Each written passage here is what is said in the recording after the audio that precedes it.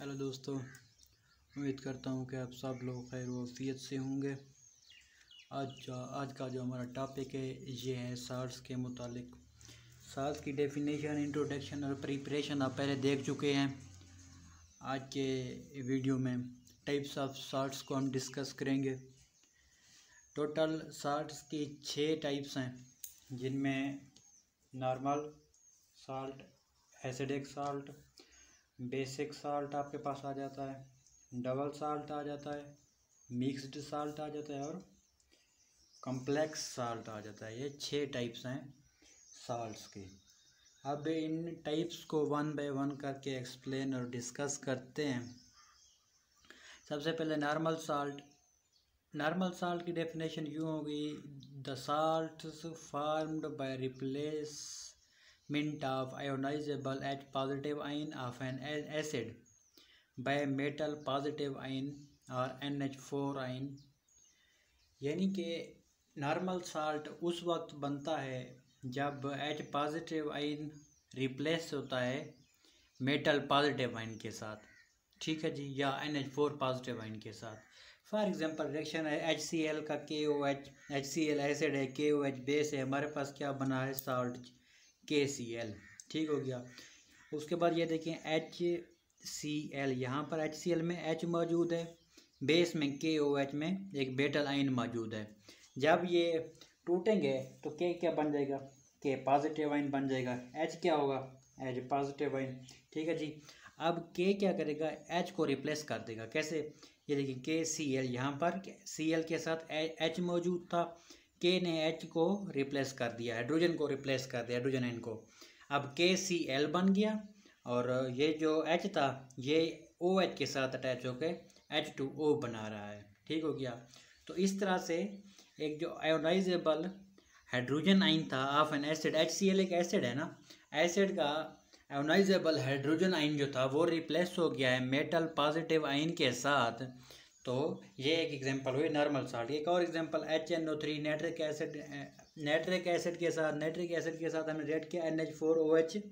ये एक एसिड है, ये क्या है? एक बेस है। जब इसका रिएक्शन हुआ तो क्या हुआ? एसिड का जो H पॉजिटिव आयन था, ठीक है, वो रिप्लेस किसके साथ हुआ? NH4 positive. जब ये टूटेंगे ना NO3 पर नेगेटिव चार्ज आ जाएगा, NH4 के पास, सॉरी यहाँ पर आएंगे, NH4 के पास क्या होगा? पॉजिटिव आयन, OH पर नेगेटिव आयन। तो क्या होगा कि H जो है रिप्लेस हो जाएगा NH4 के साथ, NH4H को रिप्लेस कर देगा। H फिर क्या करेगा? OH के साथ कंबाइन होकर H2O बना देगा और ये जो OH मौजूद, सॉरी NH4 मौजूद है, ये NO3 के साथ कनेक्ट हो जाएगा। तो इस तरह NH4 positive ion hydrogen ion को रिप्लेस कर देगा। तो क्या बन जाएगा? NH4NO3। यहाँ पर NO3 के साथ हाइड्रोजन मौजूद था, यहाँ NH4 आ गया और ये जो हाइड्रोजन आयन रिप्लेस्ड हुआ है ये OH के साथ कंबाइन होकर H2O बना देगा। तो ये नॉर्मल साल्ट, ये रिप्लेस मेटल आयन के साथ भी हो सकता है। इसकी एग्जांपल ये सोडियम ने, इसको सॉरी पोटाशियम ने रिप्लेस किया। NH4 ये भी हो सकता है, जहाँ जिस तरह इस रिएक्शन में NH4 ने हाइड्रोजन आयन को रिप्लेस किया है। दूसरी टाइप होती है acidic salt. Acidic salts are formed by partial replacement of H positive ion of an acid, ठीक हो गया, बाय मेटल पॉजिटिव आयन। यहाँ पर क्या होता है कि यहाँ partial replacement of hydrogen ion की होती है। पार्शियल रिप्लेसमेंट कैसे होती है? H2SO4 plus KOH। H2SO4 एक एसिड है, KOH क्या है? एक बेस है। जब रिएक्शन हुआ तो पोटेशियम बाइसल्फेट वजूद में आया, उसके बाद एक पानी का एक मोल बना। कैसे? रिएक्शन को समझने की कोशिश करते हैं। यहाँ पर 2 हाइड्रोजन थे, एक हाइड्रोजन यहाँ से H2O बना रहा है, ये OH और ये वाला हाइड्रोजन कंबाइन होकर H2O बना रहे हैं, ये वाला H2O, ठीक हो गया। उसके बाद यहाँ पर अब कौन सा एक बच गया हाइड्रोजन? एक तो पानी बना रहा है, दूसरा क्या होगा? दूसरा इस यहाँ आ गया, ये KHSO4 के साथ ये H यहाँ पर था, ये पोटाशियम से कंबाइन होकर पोटाशियम बाइसल्फेट बना रहा है। तो इस चीज़ को कहते हैं पार्शियल रिप्लेसमेंट होगी। अब हाइड्रोजन क्या हुआ? पहले रिएक्शन में हाइड्रोजन, सारा हाइड्रोजन एक तरफ चला जाता है। यहाँ पर 2 हाइड्रोजन मौजूद थे, एक ने मिलकर पानी बनाया, दूसरे ने क्या साल्ट बनाया। साल्ट कौन सा था? Potassium bisulphate. तो इस चीज़ को कहते हैं अपना पार्शियल रिप्लेसमेंट हुई है कि एक हाइड्रोजन ने क्या किया, पानी बनाया, और दूसरे जो था मतलब कि हाइड्रोजन उसने क्या किया, साल्ट बनाया। तो इस पार्शियल रिप्लेसमेंट हुई है। एसिड एक साल्ट हमेशा पार्शियल रिप्लेसमेंट से वजूद में आता है। तो अब तीसरी टाइप है इसकी कि बेसिक साल्ट क्या चीज़ है। The salts formed by incomplete neutralization of polyhydroxy base by an acid. जब इनकम्प्लीट न्यूट्रलाइजेशन होगी, किसकी होगी, पॉलीहाइड्रोक्सी बेस की। जब इनकम्प्लीट न्यूट्रलाइजेशन होगी पॉलीहाइड्रोक्सी बेस किससे होगी, एसिड से होगी। अब पॉलीहाइड्रोक्सी बेस कौन से होते हैं, ये वो बेस होते हैं जिनके पास एक से ज़्यादा OH मौजूद होते हैं। ठीक हो गया। तो incomplete neutralization of polyhydroxy base by acid. Acid से न्यूट्रलाइजेशन आपको पता है एसिड और बेस से होगी। पॉलीहाइड्रोक्सी आपके पास अगर बेस है तो फिर इसके साथ कौन सी रिएक्ट करेगा, एसिड करेगा। अब इसकी एग्जांपल देखते हैं पॉलीहाइड्रोक्सी बेस की। AlOH3, इसके पास कितने OH मौजूद हैं, 3।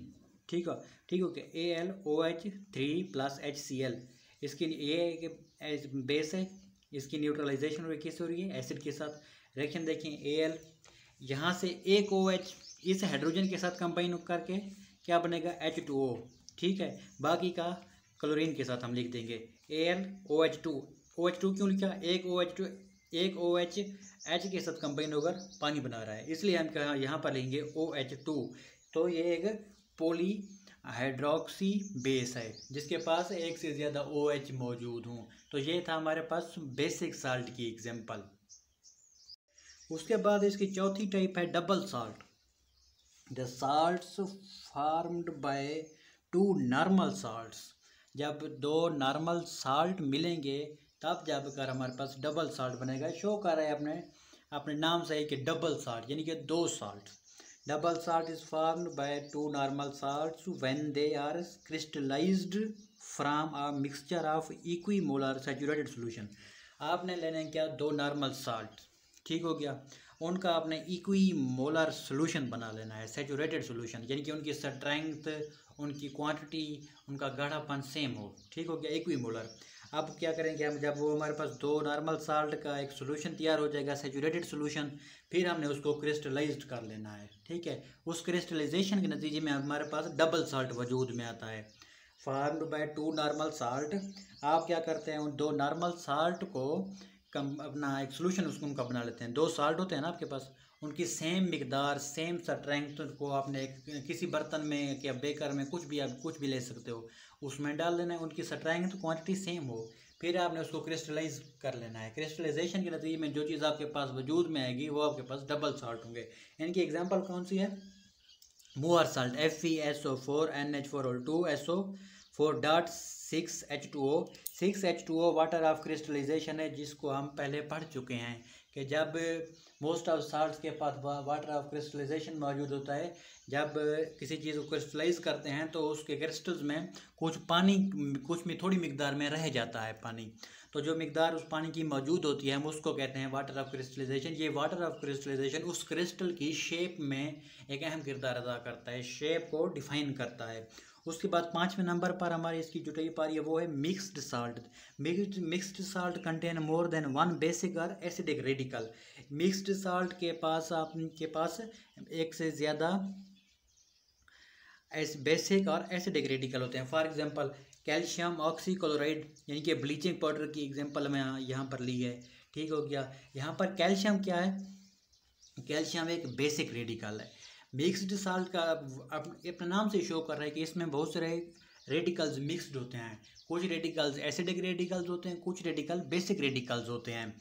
तो CaOCl ब्रैकेट में Cl कैल्शियम यहाँ पर एक बेसिक रेडिकल है, OCl एक एसिडिक रेडिकल है, Cl एक जो है ना आपके पास एसिडिक रेडिकल है। तो ये शो क्या कर रहा है कि एक से ज़्यादा रेडिकल्स मिलकर बने हैं, कुछ रेडिकल्स एसिडिक कुछ basic. Calcium basic, OCl acidic, Cl acidic, contain more than 1 basic और acidic radicals. Bleaching powder calcium oxychloride, ठीक हो गया। उसके बाद NaKCO3, यहाँ पर भी ये भी एग्जांपल है मिक्स्ड साल्ट की। यहाँ पर Na क्या है, बेसिक रेडिकल है।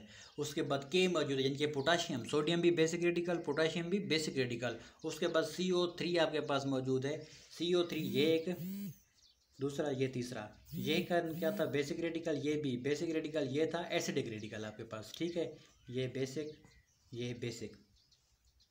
तो मिक्स्ड साल्ट का मतलब है ये कि इसमें बहुत सारे साल्ट्स रेडिकल्स मिक्स्ड होते हैं। उसके बाद जो आखिरी और छठी टाइप है, fifth fourth, complex salts. Complex salt क्या होते हैं, इनकी आइडेंटिफिकेशन कैसे होती है, ये mixed complex salts on dissociation, जब इसको आप डिसोसिएट करते हो ना, ये दो किस्म के आइंस में तब्दील, एनाइन नहीं आइंस में तब्दील हो जाता है। एक होता है सिंपल केटाइन, दूसरा होता है कम्प्लेक्स एनाइन, ठीक है जी। पोटाशियम फेरो साइनाइड की आप एग्जांपल ले लें, ठीक है, जब आप इसको डिसोसिएट करते हो तो ये अपने दो आइंस में तब्दील हो जाता है। एक क्या होता है, सिंपल केटाइन, कम्प्लेक्स एनाइन। तो यह एक इस चीज़ की आइडेंटिफिकेशन के तौर पर इसको समझा जाता है कि जब आप कम्प्लेक्स साल्ट आपके पास मौजूद है, जब आप उसको डिसोसिएट करते हो, वो दो चीज़ों में तब्दील हो जाता है। एक तो उसके पास सिंपल केटाइन, दूसरा उसके पास कम्प्लेक्स एनाइन, तो वो आपका एक कम्प्लेक्स साल्ट होता है। इसमें ये वाला सिंपल केटाइन और ये वाला कम्प्लेक्स एनाइन।